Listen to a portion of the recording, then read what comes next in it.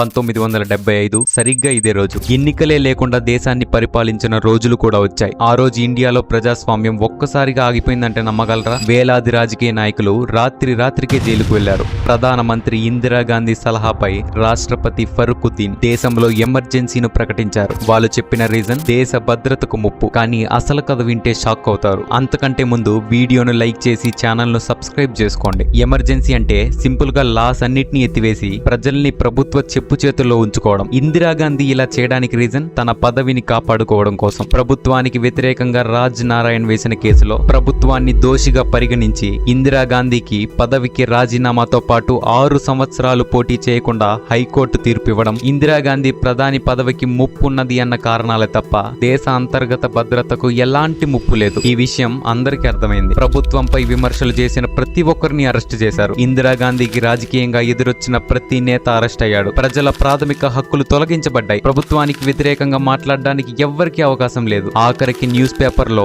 ఎలాంటి వార్తలు ఉండాలి అన్నది కూడా ప్రభుత్వమే నిర్ణయిస్తుంది. దీన్నే ప్రెస్ సెన్సార్షిప్ అంటారు. దీంతో డెమోక్రటిక్ కంట్రీగా ఉన్న ఇండియా డిక్టేటర్షిప్ లోకి వెళ్లిపోయింది. దేశంలో ఉన్న పొలిటికల్ ఇంబ్యాలెన్స్ వలన ఇందిరాగాంధీ ఎమర్జెన్సీ పేరుతో ఎన్ని దారుణాలు చేసినా, ఎంత మందిని జైలుకు పంపినా, కోర్టులను సైతం తన గుప్పెట్లో పెట్టుకున్నా, డెమోక్రసీని డిక్టేటర్షిప్ గా మార్చిన 3 సంవత్సరాల్లోనే దేశం ఇందిరాగాంధీని పీఎంగా ఎన్నుకుంది. కాదు ఎన్నుకోవాల్సి వచ్చింది. ఇందిరాగాంధీ గారు చేసింది కరెక్ట్ అంటారా? కామెంట్ చేయండి.